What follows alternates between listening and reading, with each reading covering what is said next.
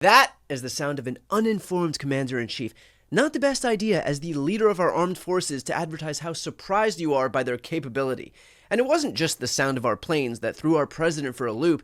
He also had some thoughts on how they look. Sometimes, stealth. They do stealth. I'm not a huge believer in stealth because stealth is basically, a lot of it's to design and to shape. And, I'm sure you maybe think, but also if that's the case, they're going to figure it out pretty fast, I think. So you're going to design an ugly plane for stealth reasons, and then 6 months later, they're going to figure out this, and then you're stuck with a plane. That's right. Trump hates wasting tons of cash on ugly things, unless you can wear them on your feet.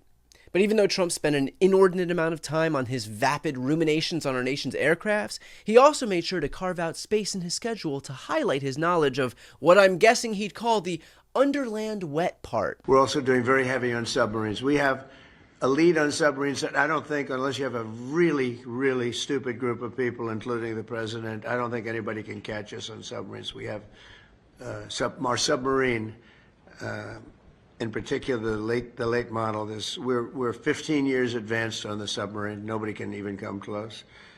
It can stay underwater for 30 years. Think of it. The only reason it has to come up is for food. Yep, other than food, it can stay underwater for 30 years. The only thing they need on board is the essential substance for human survival. But besides that, 30 years without even so much as a peep.